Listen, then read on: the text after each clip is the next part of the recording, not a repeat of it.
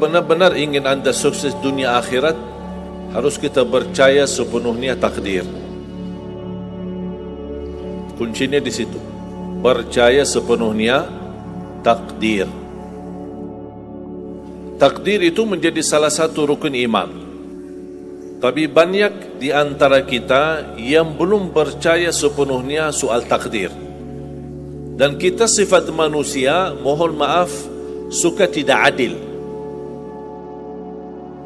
Contoh, kalau Allah berikan karunia, nikmat,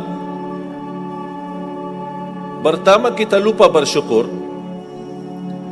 Yang kedua, kita tidak pernah berkata sama Allah, ya Allah, kenapa aku dapat nikmat ini? Tapi sebaliknya, kalau kita diuji oleh Allah, kita kurang sabar, dan kita bertanya sama Allah, ya Allah, kenapa saya diuji? Faham tak? Kalau kita dapat nikmat, ada enggak orang-orang yang lulus misal ujian, dia berkata, ya Allah, kenapa saya lulus ujian? Tak pernah. Tapi kalau dia tidak lulus, dia bilang apa? Ya Allah, kenapa saya tidak lulus? Ketika ditimpa musibah, dia selalu merasa nyesal atau merasa sakit hati, tersinggung. Berkata sama Allah, kenapa saya diuji? Padahal saya orang baik. Saya jaga salat, saya berusaha mendekat sama Allah. Tapi saya merasa bertambah berat ujiannya. Tapi sebaliknya, ketika diberikan nikmat, dia tidak pernah menyebutkan, ya Allah, kenapa saya mendapatkan nikmat ini? Kayaknya si fulan lebih fantas mendapatkan nikmat. Itu tanda manusia tidak adil, tidak bersikap adil. Makanya subhanallah, semakin anda mantap imannya terhadap takdir, semakin hidupmu jadi nikmat. Saya kasih contoh. Tidak ada persoalan masalah takdir baik. Itu bukan masalah bagi kita. Justru kita bertambah senang kalau kita mendapatkan takdir yang baik. Tapi yang menjadi persoalan bermasalah bagi kita adalah takdir buruk. Ketika ditimpa musibah, ketika ada ujian, ada sakit, kesulitan, penghasilan yang tidak mencukupi, dan banyak masalah keluarga, masalah rezeki, masalah sama majikan, masalah di kerjaan.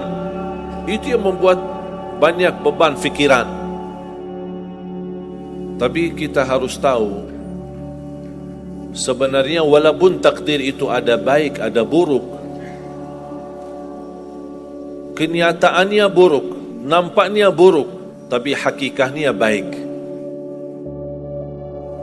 Hakikahnya baik. Tapi kapan kita bisa tahu takdir yang buruk ini bisa menjadi baik bagi kita? Belum tentu sesaat terjadi ujian itu. Bisa jadi belakangan, bahkan bisa menjadi sekian lama baru kita tahu dan sadar ternyata takdir itu baik bagi kita. Sebenarnya kalau kita tahu rahasia takdir, apapun yang akan terjadi, kita tidak ada kekhawatiran. Karena kita tahu sesudah ujian ini pasti ada sesuatu kebaikan. Dan yakini Bapak Ibu, Allah subhanahu wa ta'ala maha baik. Allah tidak senang menyusahkan hambanya. Tapi kadang-kadang proses untuk menuju kebaikan ada kesulitan dan tantangan. Berarti intinya apa? Apa yang saya ingin sampaikan, jangan ada yang merasa sakit hati atau merasa tersinggung ketika menghadapi ujian. Merasa belum terkabul keinginannya, Allah sudah kabulkan. InsyaAllah tidak ada di antara kita yang ditolak doanya.